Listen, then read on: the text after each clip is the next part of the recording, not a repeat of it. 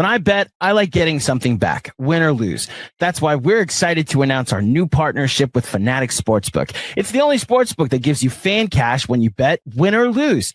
Use fan cash on all Knicks, NBA, or other fan gear, as well as bonus bets, collectibles, and more. It's the most rewarding place for fans to place their bets. Download the Fanatic Sportsbook app now and let the fan cash flow. Gambling problem? Call 1-800-GAMBLER. Connecticut residents, call 888-789-7777. Massachusetts residents, call 800-327-5050. New York residents, call 877-8-HOPE-NY. Maryland residents, visit mdgamblinghelp.org.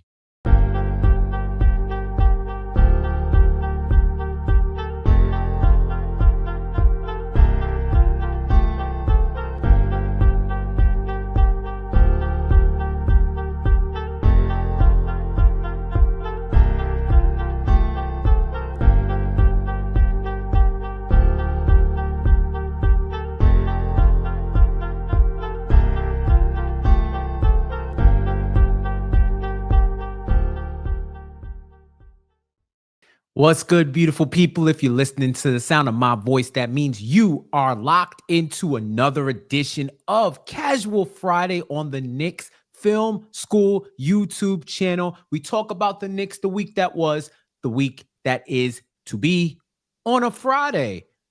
I'm Jeff J. Over here is my guy, Shawn, with a W, and you are awesome. Thank you so much. Those of you who are tapping in live in the chat room, loading up, getting ready to give us all your takes, watching on the replay or listening in audio form. We are here to talk about, I think for the first time, 100% positive vibes with me, Shawn, on Casual Friday. I don't think that there's been a time where we've had at least a majority of positive vibes over this season. And if you told me me and Shawn were going to get to do a show where there was going to be 100% positive vibes and it was going to come down to this way, I would have thought you were on every amphetamine known to man. But that's why you play the games. Shawn, how you feeling? I'm feeling good. I'm feeling confident. Like you said, so many times we've come on the air and the vibes have been anywhere from non-existent to terrible to awful to shaky to unserious. And now the vibes could not be any more immaculate. I mean, simple as that. So like, I feel good. I'm sure you feel good. Like the fan base feels good.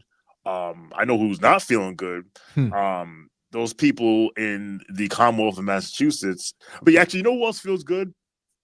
All the drug deals in the Commonwealth of Massachusetts. Because the amount of hopium and copium that they've been moving these last few days, they listen, they can be fly all summer. Listen, man, it is so much we can get into, so much that we've talked about since that thrilling last second win. Another game-sealing steal from Mikal Bridges. Knicks win 91-90, take a 2-0 series lead.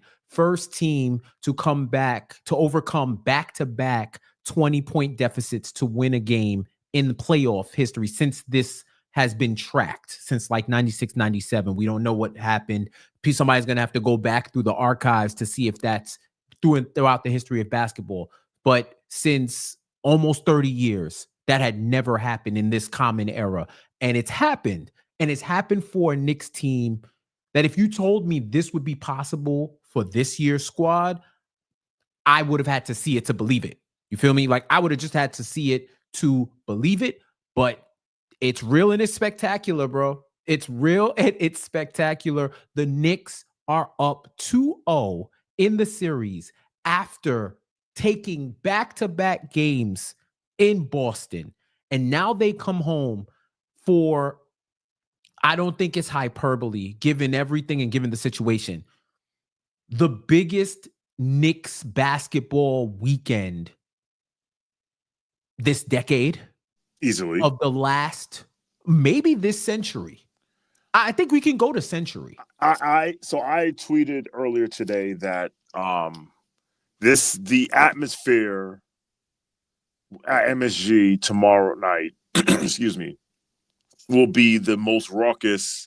I forget the word I use since games 3 and 4 of the 2000 Eastern Conference Finals against the Pacers. It's the most important game since game 6 of that series because in game 6 they were facing elimination at home. But in terms of like the atmosphere, like that place is gonna be like rollicking, like especially because game 3 they were down 2-0, so obviously needed the game. It was their first home playoff game in the conference finals. That was also back-to-back conference finals appearances. They won, so game 4, obviously, you know, the vibes are going to be up higher. But like, yes, like aside from this is easily the third biggest Knicks game of the 21st century. I guess you could say maybe even want to put last year's game 7, although I think we all knew that like we were up against it. But yes, you could say it is no lower than 3 in terms of importance. Absolutely. For sure, man. How did you feel after? For those of y'all who have seen our playback reactions, you could tell how we felt in the moment. So there was no hiding that. But now we've gotten what, 2 days now, or almost 2 days to process this, because the game was on. At this point I blacked out. I can't even remember what day the game was. Wednesday night. It was Wednesday, right? Yes. Game was on Wednesday. We've had what, 36 hours to process it. How? I know that's been the big discussion, but what are you feeling? What's your key takeaway from those 2 games after you've had a little bit of time to digest what's going on?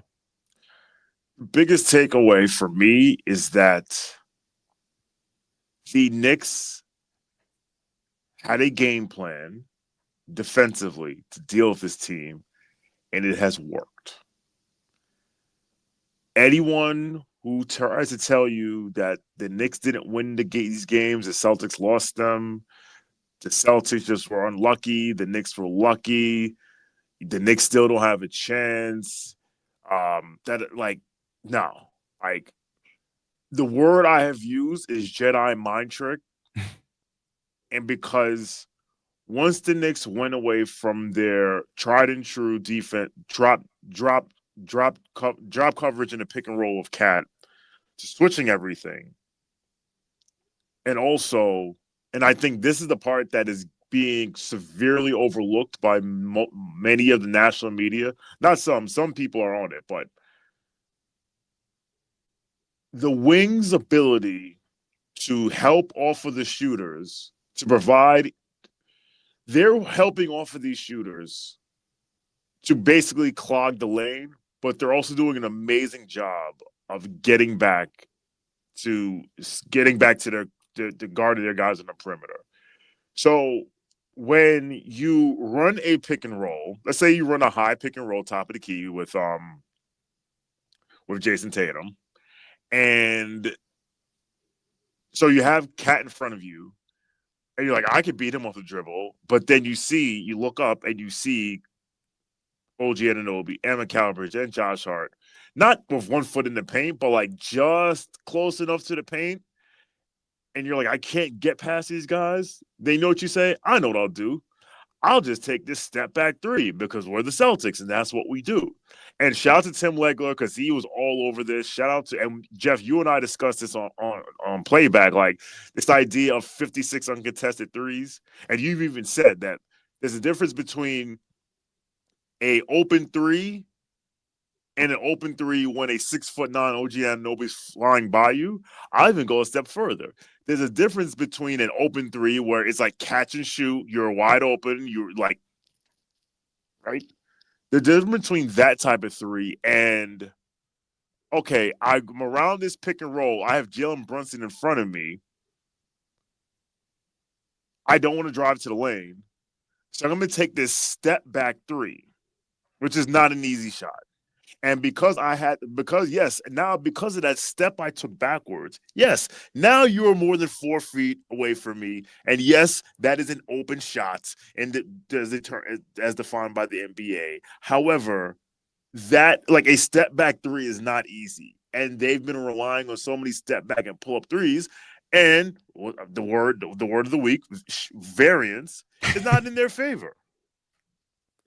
Yeah, we've gone over this. We've been on multiple platforms talking about it and just sharing our thoughts. And I've said it. Their pull up numbers and their off the dribble 3-point shooting numbers are below average. So I think what happens with that, the tracking data, it tells you exactly what it is at face value, devoid of context, through no fault of its own. It leaves it up to the analyst to find context within the numbers.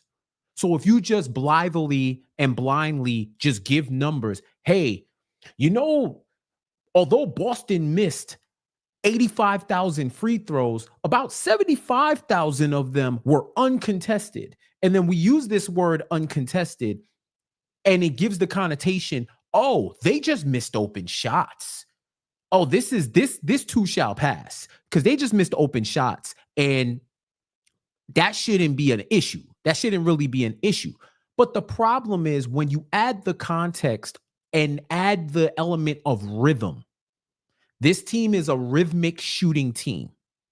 They break down the defense, swing around the perimeter, get the best shot possible with every perimeter player in their favorited position, in their most comfortable position, and they're comfortable and they knock down these threes. So it's either you switch everything and force them to go ISO or break up that rhythm, or you hope, ironically, that they just miss open shots. And I think that is my biggest takeaway. I don't know if this is going to sound hot takey. I don't mean to be like cavalier about it. I'm not trying to like get clicked up or whatnot. But I think the Boston Celtics have done everything that they can to try to beat the Knicks. And their last option is to just shoot better. I think that's the only adjustment they have left. Think about this, Shawn. They put up 63s in game one, only hit 15, 25%, and they lost in overtime. They chalked it up. Oh, we were just missing. Everybody gave that copium and hopium that, we've seen this team be a bomb squad team before. Their variance has to regress back to the mean, which means they'll shoot league average and they'll win comfortably the next game. The next game, with this narrative in their head, and guys like Jaylen Brown, and Drew Holiday to an extent, who made a concerted effort to go inside the three-point line and go in the paint and go get those buckets. They shot 20 less threes. They shot 25% from the field again, 10 of 40. They are literally, 25 for 100 from three-point range. They took 20 less threes and hit one more three than the Knicks. They tried to go inside. They tried to play less on the perimeter, and they lost again. And they lost these two games because they could not close the door in the fourth. They could not. I do not think that the Celtics can overcome their own offensive system to beat the Knicks without just shooting better. Here's what I mean. I think they've been I said it here. I said it on playback. I've been talking about this hoops hubris that I think this team has. They are dogmatically aligned with this three-point shooting so much. They are so committed to this three-point shooting that at the end of the day, you can't tell them nothing because they won a title last year doing this. The numbers say this works, so we're going to continue to go with the numbers instead of analyzing what's in front of you. Here's the biggest irony to me, Shawn. This fan base and a lot of reporters, a lot of media members, a lot of analysts have severely criticized Tibbs for being rigid, for not adjusting, for taking too long to adjust. Remember, we had this discussion about the game tells you what to do, but if you just listen to the game without adjusting on your own, then you are beholden to what the game says alone. And if you follow the game plan instead of bending the game to your will, then you're going to be set up. This is what the Celtics are doing. The Celtics are playing the way folks have been criticizing Tibbs for his offensive play. The only difference is they're shooting threes, and that's what a lot of these analysts and all these analytic people that are in the game now, this is their hill to die on, that this works and this is hoops. When hoops in the playoffs are a completely different beast. And I feel like their commitment to continuing to go to the what works, like, just beat us. They're saying this is the game plan, beat it. And now they've been beat with it 2 straight times. And not just because the Knicks were hotter, because in the fourth, they have nothing else to go to but hit a 3-point shot. They don't have, outside of Tatum and Brown, everyone else doesn't have a bag for a one-on-one ISO game. They don't have a lot of ISO players. I don't even think that Jaylen Brown got the bag like that.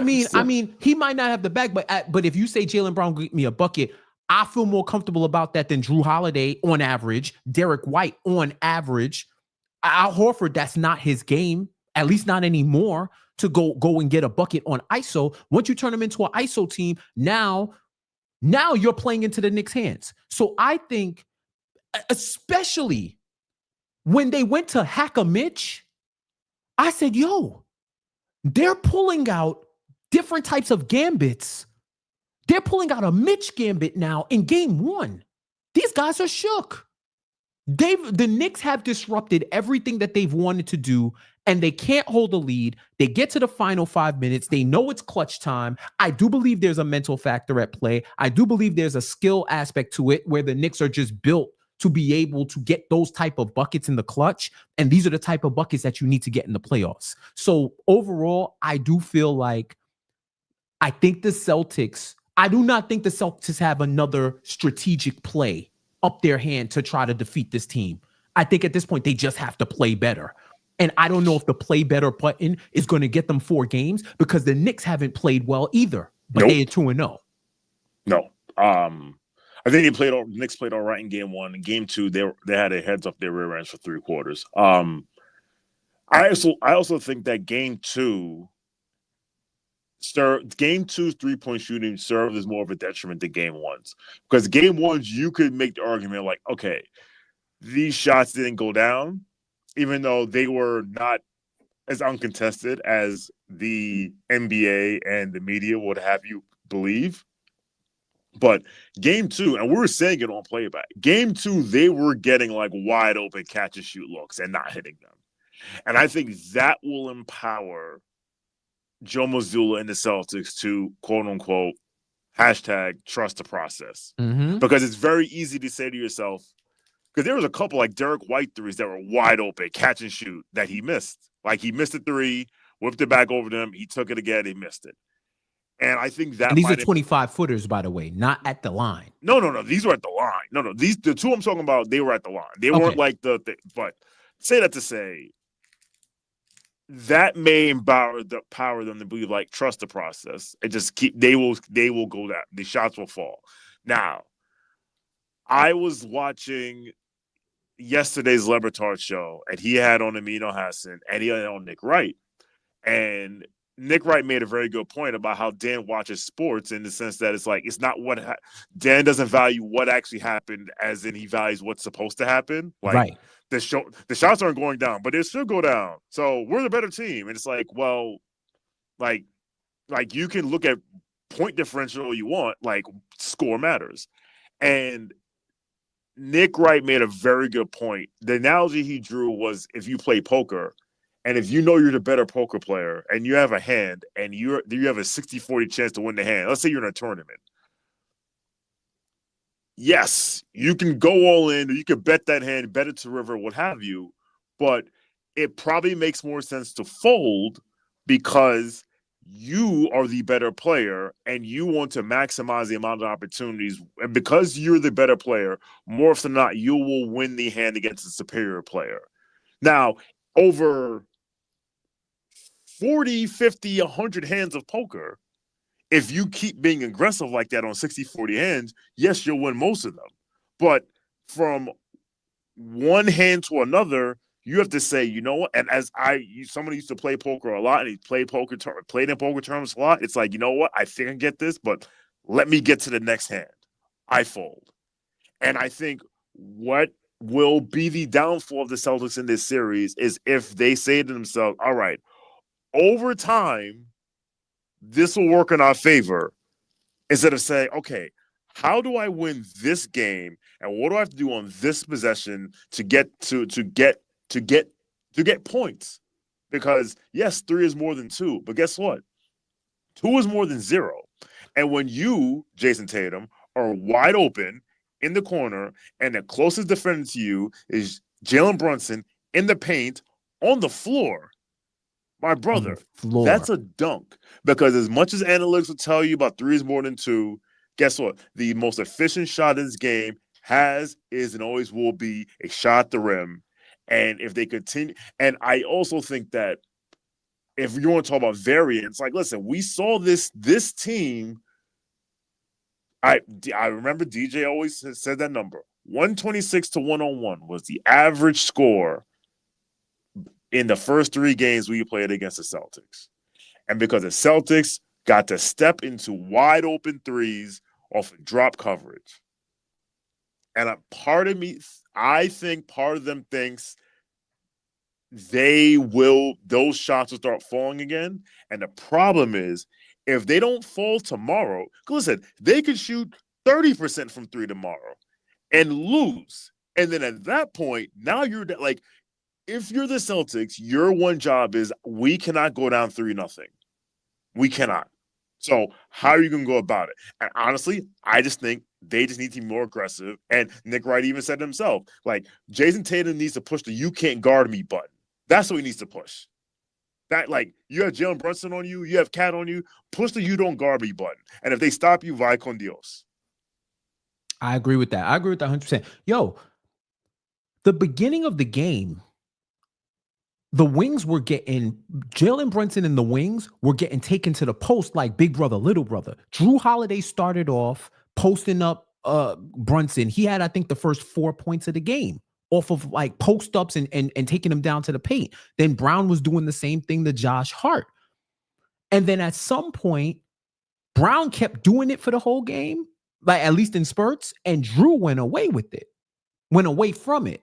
So now I'm wondering to myself, is Drew 100% and he's picking his spots, or was that schematically set up so that they would try? I think what they were trying to do in game 2 is trying to establish we could score from 2 also, thinking that the Knicks were going to switch up what they do so that they could open up the 3-point game. And the Knicks just came back and was like, nah, we're going to keep playing our defense and we're going to keep shooting on O. And here's the thing, man. The Knicks are a competent offensive game away from smacking these dudes, not just beating them, smacking them. They scored in game 2. The Celtics had 25 second chance points and 25 points off turnovers and 23 second chance points. The Knicks, uncharacteristic, 16 turnovers. They get their average 10, 11 turnovers a game. That's at least 5 to 7 points there. Boom. Easily, because those turnovers were fast break layups, fast break dunks, fast break threes. Pick sixes, basically. You clean up the offensive glass, you clean up the defensive glass and prevent their second chances or the long rebounds that the Celtics just seem like they grab. You clean that up. And that's another 5 to 7 points that you don't got to deal with, right? That's another 5 to 7 points. So now we're talking about 12, 13 points. Since everybody wants to do math, 12 to 13 points that we're looking at that the Knicks could get, despite the fact that Jalen Brunson right now is shooting 15 of 42 for the series, 46 total points. You want to hear something to Nick Wright's point about pressing the "you can't guard me" button? Mm-hmm. Here's a stat that I saw that I thought was wild. Josh Hart in 2 games has scored 37 points on 24 shots. he's shooting about like 58%. 58%, right? Let me see where you at. Where you at, Josh? 14 of 24 he's shooting in the game for 58%. Okay. He's shooting 62% from 3-point range. Right? 5 of 8.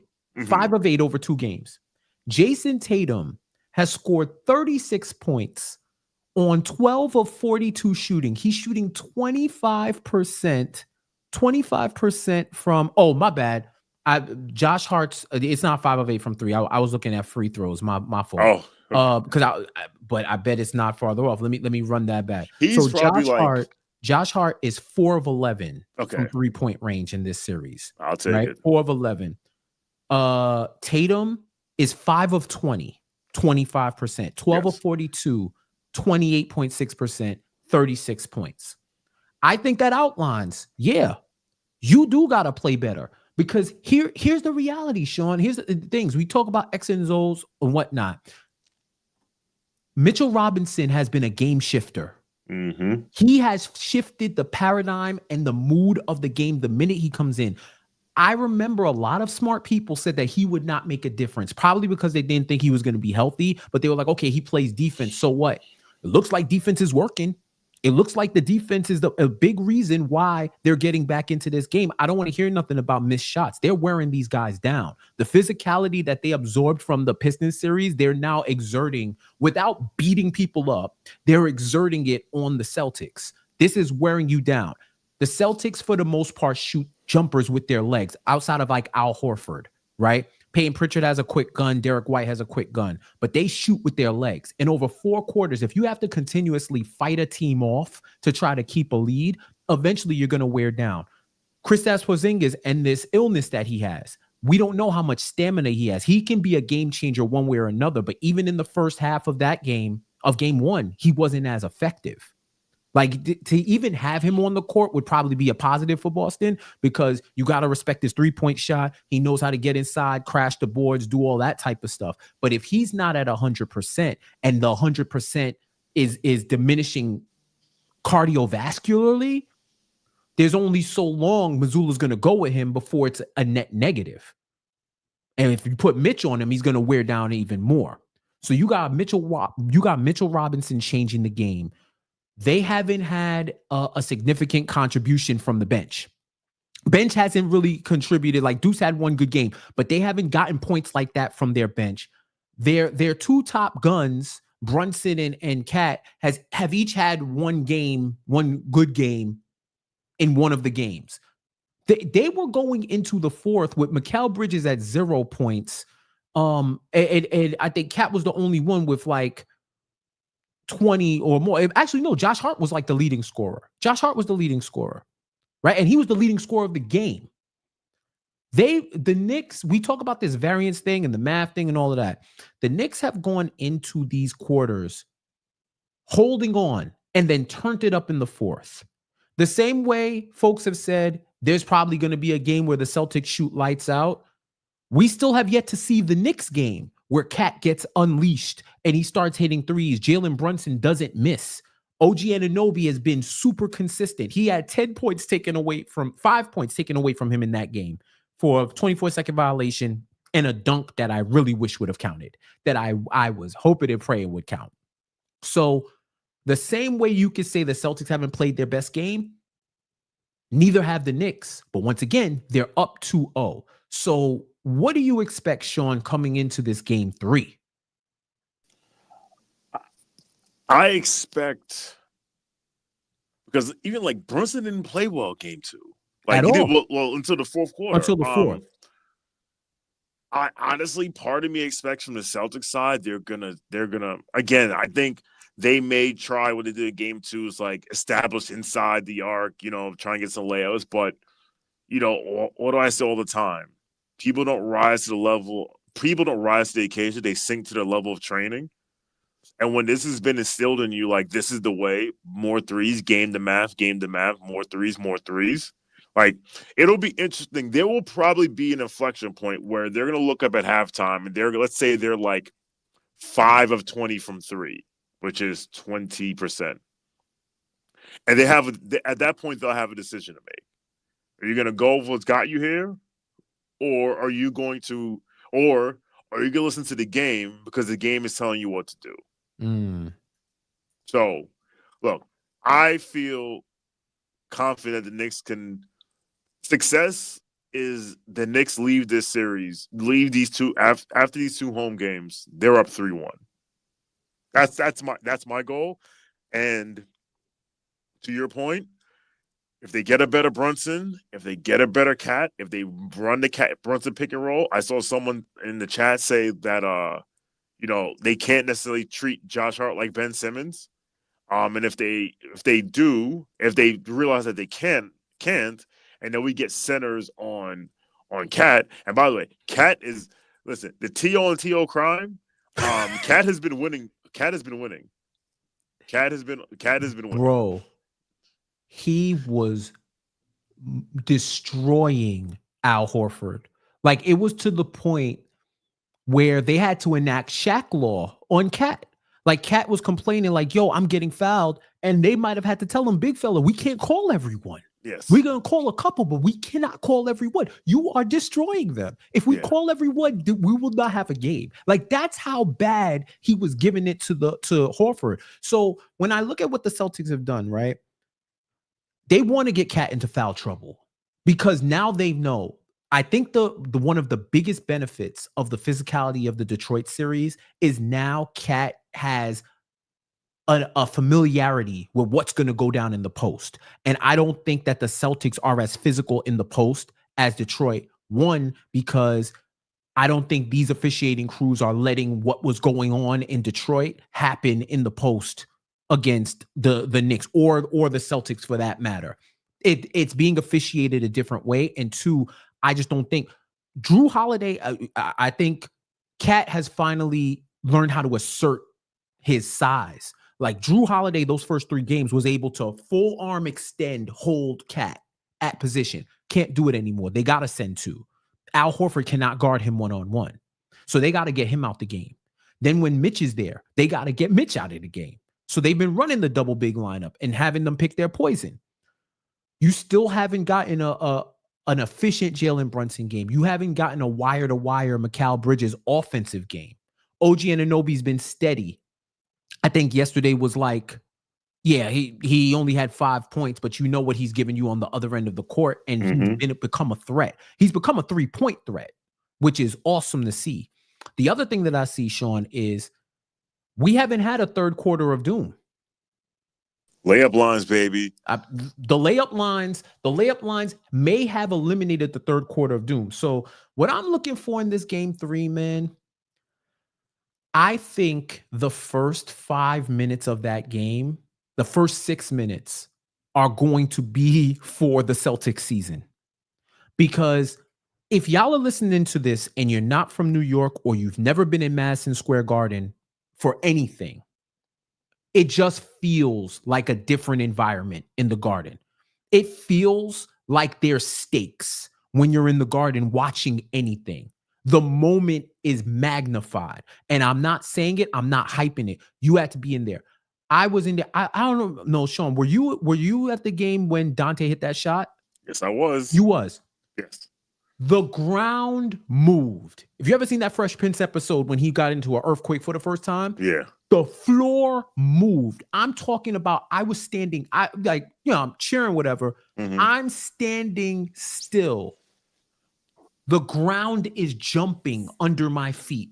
Like if I'm in the, I was working, I'm in the press area. You would have thought I was jumping up and down and cheering. I was not. I literally looked to people on my left and right like, yo, the ground is moving me, bro. I'm not moving the ground. It was seismic activity. I don't know if you ever heard about how when Marshawn Lynch scored that touchdown against the States in Seattle, that they registered, I think, like a 2-point something on the Richter scale. Might have been even bigger. Like that was the level of seismic activity that happened in Seattle after, I think it was a playoff game. Yes. I think we will reach those levels in the first 5 minutes. It's New York, Boston. It's the Knicks up 2-0 with a chance to go back to the Eastern Conference Finals for the first time in 25 years, 25 years, I believe. Mm-hmm. And this is the opportunity to sweep the leg. I am hoping that real fans are at this game, that they're not priced out, that they limit, that there isn't as many Celtics fans in there. But we know how that vibe goes. People are going to sell their tickets, make a killing, and have Celtics fans up in there. I already know how that's going to go, but I need everybody in there live. If you a celeb, I said this on Twitter, I'm going to say it here. If you a celeb, go in there in Knicks gear. I said don't wear no jewelry, don't be flashy. I understand that might be a little too much. That's a little too much. But we got to have some type of blue and orange. Y'all got to be in Knicks colors. This isn't a fashion show. This is a Knicks game, and this is pivotal. So they need everybody's energy. When y'all go to the Delta Lounge at halftime, go get your drink, get your little food, use the restroom, and get back in the seat. This is not a chill situation. This is an opportunity for the Knicks to grab this series by the throat. So I'm looking for that first 6 minutes for the Knicks to feed off the crowd, feed off the energy, and do what they haven't done in the last couple of years, is close out at home. Close these teams out at home and take care of business. I'm with you, Shawn. We get one game. The Knicks get one game. That to me is the minimum. Yes. Losing 2 is unacceptable. Unacceptable. At this point, it's unacceptable. And I'm already on record saying, regardless of what happens, the Knicks, and shout out to James Edwards, he wrote an article about this, and I feel the same way. The Knicks have earned everybody's respect. I think after that game 2, if you don't feel a connection with this team now, you're not going to. So just fan how you fan in that way, because you're not. I think after that game, we've officially made a connection with this team. The same type of connection that we made with last year's team. There should be a connection. There should be a respect. But now the expectations are back.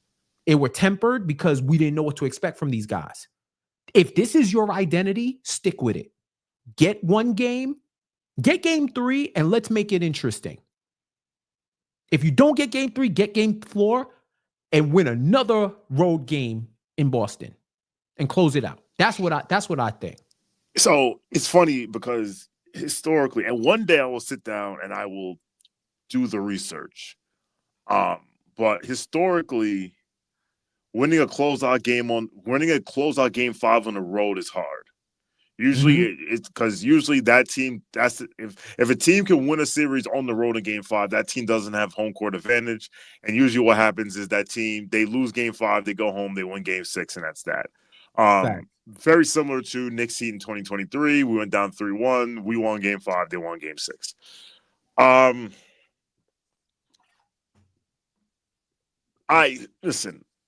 cannot fathom sweeping the Boston Celtics. I cannot fathom it. I cannot. I think going up 3-1. But couldn't to your point, this either. No. But I have to consider it as a possibility now because, again, the Knicks won the first 2 games in Boston. To your point, 3-1 is the minimum. After 4 games, we need to be up 3-1. Do not pull a 2021 Mavericks who won the first 2 on the road and then lost the damn series. Knock on wood, because they lost their 2 home games. And then the funny thing is that then the Mavs won game 5, had game 6 at home, lost that, then lost game 7 on the road. One thing I want to touch on really quickly, and you mentioned it earlier, the MVP of this series may very well be Mitchell Robinson. Joe Mazzulla, to your point, Joe Mazzulla doesn't know what to do with him. And didn't have him on the spreadsheet. That's why Microsoft Excel is returning errors. Granted, if Kristaps were playing, and this is where I give some grace to Celtic Nation, if Kristaps were playing, it would be different, but he's not. So, and listen, I don't wish ill upon anyone, when it comes to like illness and anything like that. But listen, single game plus minus is if single player plus minus can have a lot of noise. He has the highest plus minus on the court. Like Joe Mazzulla purposely went into the penalty to get Mr. Robinson off the floor. Like he said, no, I'd rather have defensive player of the year caliber OG Anunoby on the court than their backup center. Because look, Al Horford, like we spoke about earlier, Al Horford, Cat has enjoyed that matchup. Luke Cornett is fine, but he's still Luke Cornett. Once a Knick, always a Knick. It's like that double big lineup. Like, and you know what? Maybe this is what Tom Thibodeau, to give him some grace, thought it would look like when they acquired Cat and thought that Mitchell will be back in December.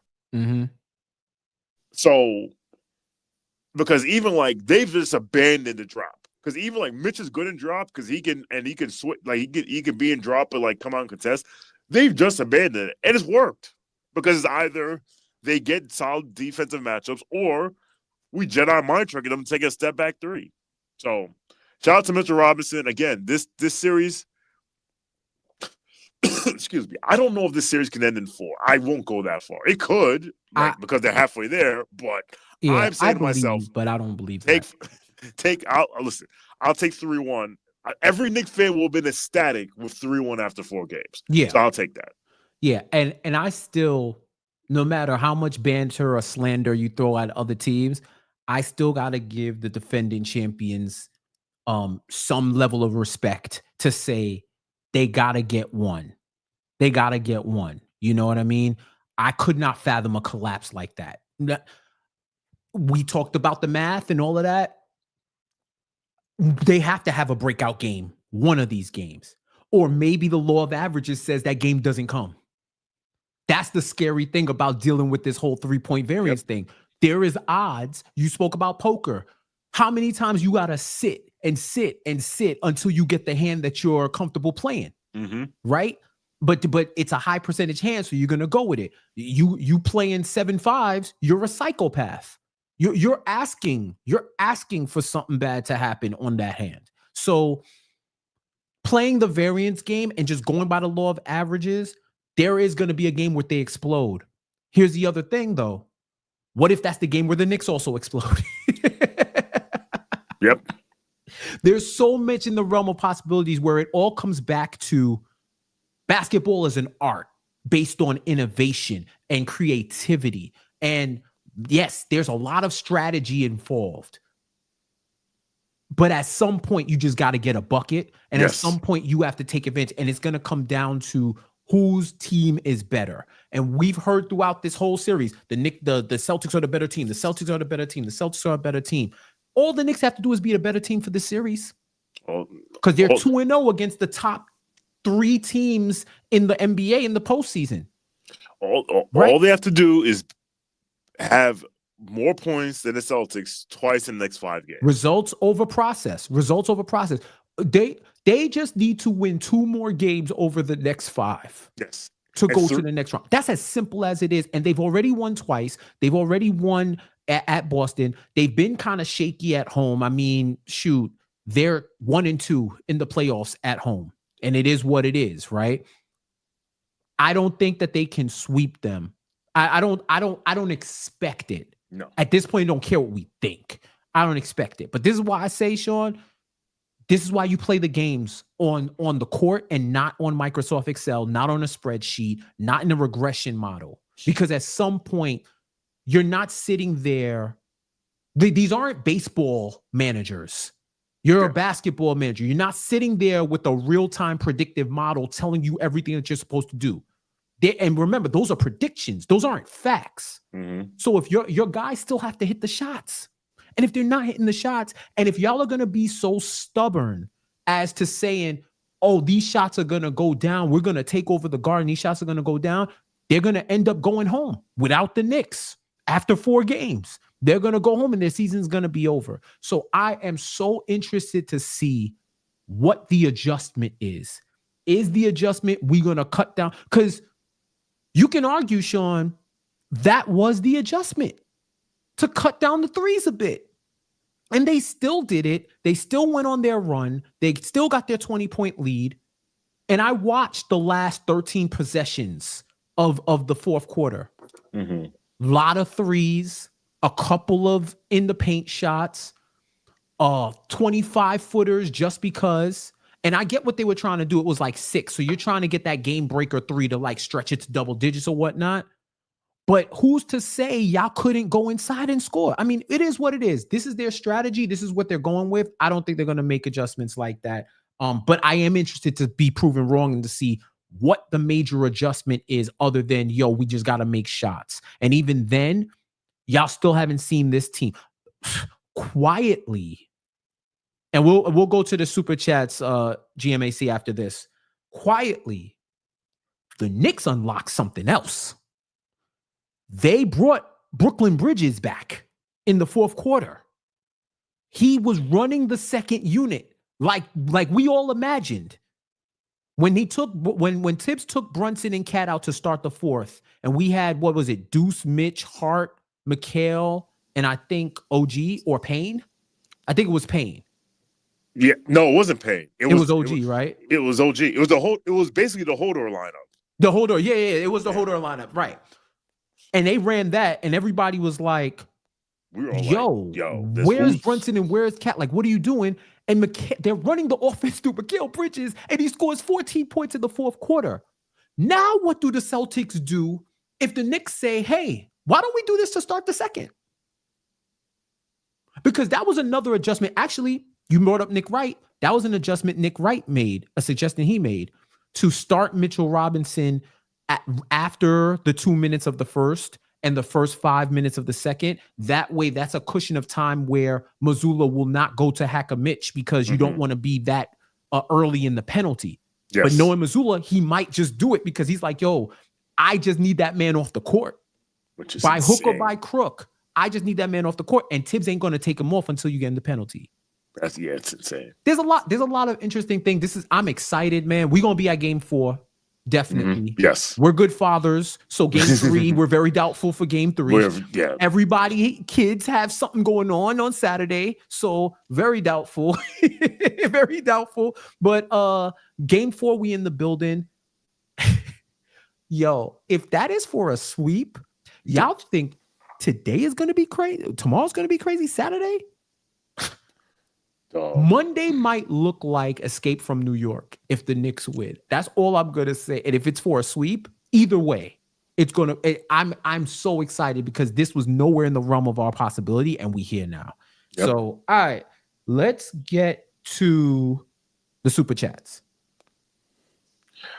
All right. Hey, go full screen on Shawn real quick for me. Cool. I'll take care of this. So first super chat is the Fanatic Sportsbook super chat. It says, hi, Jeff and Shawn. Happy Friday. Excited for game 3 and to see who wins our next fan cash giveaway. Question, which Knicks alum are you looking most forward to seeing at the Garden tomorrow? So this is an interesting question because I was on the Knicks at 9 space and a couple last night, and there were a couple of names being thrown out. Some people said Lance Thomas. Some people said, which I was like, look, I understand the younger generation's fascination of Lance Thomas. I was just like, listen, he was the captain of like 17 teams. So who cares? But as I will say this, as an alum that I have not seen courtside yet, I would like to see J.R. Smith. That's what I like to see. It's a good one. Yeah, and I really enjoy seeing former Knicks, especially former Knicks who have played for other teams, who have won championships for other teams, keep this franchise close to the vest. So my pick would be J.R. Smith. If I had a pick, thank you. If I had a pick for the alumni that I would want to see in there, Carmelo Anthony. Why not? He brings the vibes. And imagine game 3 down the line. Melo don't sit on the sideline, but on the baseline. Melo standing up, call it out. We get the Olympic Melo again. Need that. Absolutely need that. I'll go back to the other captain, Patrick Ewing. as my alum. It's just always good to see the big fella in the building. Those years in Georgetown, I'm almost mad at them at this point. I'm glad he got the opportunity, but I hate how his name was slandered. And it's good to just go back to looking at Patrick Ewing as Knicks legend Patrick Ewing. You wouldn't happen to have a way of showing some love to Patrick Ewing, would you, Jeff? Oh, what do you know? As Jeff puts on screen, he used his fan cash and got a new Patrick Ewing jersey, a throwback, looking good there, Jeff. No ads, just vibes. No, these are ads. Trust me, these are absolutely ads. No. I mean on the jersey. Excuse me. Oh, on the jersey. These are ads, but yeah, not on the jersey. We're not experiencing Abu Dhabi. We're not flying Qatar Airways. No square, no sphere. We're not flying the Emirates. Yeah. So drop me real quick. You're good. So, just hi, GMAC here. Just here to cover some business for a second. So, as they mentioned, shout out to Fanatics. We are doing another giveaway of $100 in fan cash. You can get your Melo, your Ewing, your Brunson jersey with your winnings. All you have to do is tag Knicks Film School and Fanatic Sportsbook and hashtag sweepstakes on Twitter with your Game 3 bet slip, and we will announce the winner after Game 3 on the post game. So tune in for that. Shawn, would it be cool if I plug some merch that Knicks Film School has recently dropped? Is that okay with you? Absolutely. So you'll appreciate this because you've said this many a time with the Mikal Bridges triumph at the end of a game. For starters, a Fuck Them Picks shirt has now found its way to the Knicks Film School merch store. And speaking of Mikal Bridges, also a We Built for This shirt. In fact, I'm going to make that full screen image if I can. But we have multiple shirts in the merch store for you all. Multiple colors. Check out in multiple colors for sure. So yeah, it's not going to work on full screen. Point being, everybody go check out the Knicks Film School merch store, knickfilmschool.com. Link is going to make its way to the comment section in just a second. It'll also be in the description of this episode. And as we mentioned, check out the Knicks Film School post-game show. Get in your entries on Twitter ASAP for $100 in fan cash. Shout out to the fine folks over at Fanatics Sportsbook. You earn up to 10% back on your bets, win or lose. Use fan cash on team gear or on fanatics.com, or bonus bets and profit boosts in the Fanatic Sportsbook app. Stay tuned for exclusive offers all season long.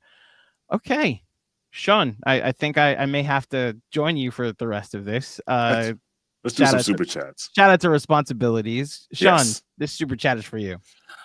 This is from Bernard Richardson. Bernard, good to hear from you again. Would love to hear someone on any stage, on any platform, acknowledge that the Knicks can also play better. No talk of that anywhere. I'm assuming you meant confused. Oh, no talk of that anywhere I've consumed. Let's go Knicks. Bernard, listen, Jeff says this all the time. He said it last night. We said it for years.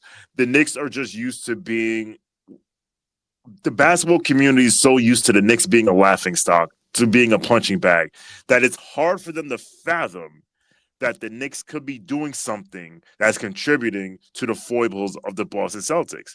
And listen, the only people, Zach Lowe has alluded to this a little bit. I've been saying it all week. Tim Legler on All Ball TV broke it down.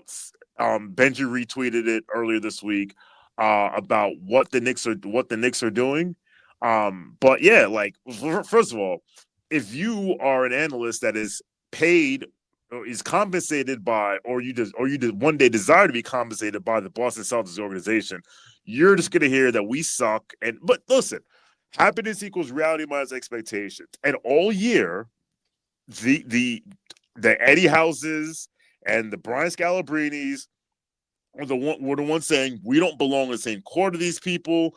It will be a sweep. They're a joke. They're not on our level. Yada yada yada. But I want to give a shout out to Shawn Grandy, and you'll see why in a second. Because Shawn Grandy said the dirty little secret among Celtics Nation is that this is the best team that the Celtics have played in the last 2 seasons in the playoffs. And Shawn Grandy is literally the voice of the Boston Celtics. So when he says that, You would think people would take heed and take notice, but listen, like I said, hopium and copium, excuse me, hopium and copium is being consumed at an all-time high in the Commonwealth of Massachusetts and the region of New England. And I'd also say, if you don't watch ESPN, Mike Greenberg has definitely been on the, like, he even jumped out the window and said this is the most improbable run that they've made, which, 99 says hello, but I understand where he's coming from. I'd also say, just to echo what Shawn said before, national media and NBA fans, they hate the Knicks fan base because we're the last true fan base in the NBA, one of the last few. I give it to Boston, I give it to Philly, I give it to us, and everybody else are player fans, right? Like, Detroit is back, so we needed Detroit. We need teams like Detroit to bring real fandom back to this league. Not following players, not fair weather. You need the casual fans, and I'm not saying y'all shouldn't be, but what I'm saying is it's easy to attack Knicks fans because we're actual fans. So if I'm going banter for you and you're a man fan, you root for a player, you could just go to another team and claim their success. You gentrify fan bases. That's what they do. So now, if the Knicks win the title, if and when the Knicks win the title, they've lost the last bit of criticism that they can hold over the organization. You can't say this is a poverty franchise or a poorly run organization. The Knicks are the top 5 best run organizations in the business right now. You can't say they're irrelevant because they're not successful, because they have been successful over the past few years. I would argue that Jalen Brunson should be the face of the NBA. If you're looking for a face of an American-born sports player who carries all the intangibles and holds up the shield, I think it's Jalen Brunson. And a lot of y'all wouldn't like that, because you'd have to acknowledge that this city and this franchise are those dudes. And that's what it is. So if and when the Knicks win the title and when the Knicks end the drought, there's nothing more to say. And that's why everybody says it'll be the series finale of America, because then there's nothing else you can tell us. And the Knicks fans will never let you forget. It would be 5 years from now. Knicks could be in the lottery. Never forget that the Knicks are the NBA champions and there is no more 50-year drought. So you have to put us in the conversation. God forbid this becomes a dynasty. You're going too far. Listen, I'm just saying. No, I'm just saying. I'm not getting hyped off of what happened. I'm just saying. Imagine the Knicks with a dynasty in this era. What would anybody be able to say? I don't even think it would be fun anymore on social. Oh, no. Oh, yes, it'll be fun. I mean, not for them. No, yes, it would not be fun. Not for them. So, there have been people carrying the torch, Bernard, but that's why you tap into the real and you hear the real. Mm-hmm. One more from Bernard. Also, this anime is legendary. I'm assuming that's Jeff's anime. Do you have anime in your background or something like that? Well, you're disconnected. So while you figure that out, I will say this. Can you hear me? Yeah, you're good. That's let me move this over. Miles Morales and okay, yeah. Yep. So if that's what the anime you're talking about, thank you so much.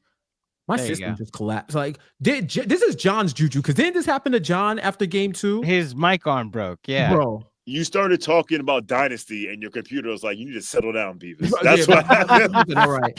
See, even my computer is like, "Yo, this cannot happen because y'all don't know how to act." Last one from Danger Zone. New here. If one New York Knick is the glue, who is it? And then says Hart, and I'm assuming that means Danger Zone is trying to put a vote in for Josh Hart. Who's the glue guy in the Knicks? I believe it's Josh Hart, so I agree with Danger Zone. Yeah, you won't get any pushback from me. In this series and in the rest of this playoffs, it might be Mitchell Robinson. Although Mitch was a bit shaky in the Pistons series, but in this series he's been, like I said, best plus minus of anyone in the team.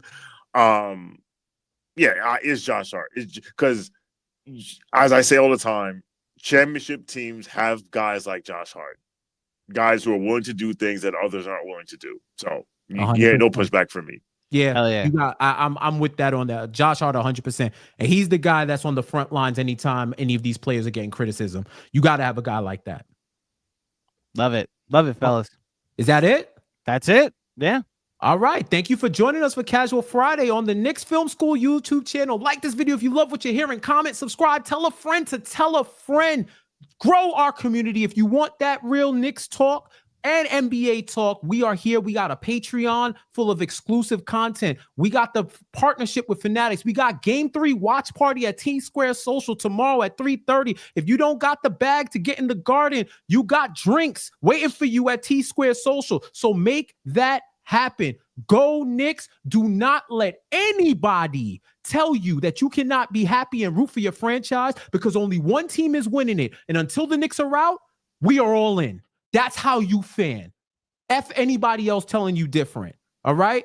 Shawn, thank you so much for locking in with me as always. We finally got one of these episodes where we could talk good about the Knicks. Yes. where we're not super stressed. So I would love for them to keep it going. GMAC, you are a gem amongst jewelry, bro. Thank you so much for joining us. I'm Jeff J. Thank you for locking in for Casual Fridays. We'll talk to you soon. You already know the vibes. Go Knicks.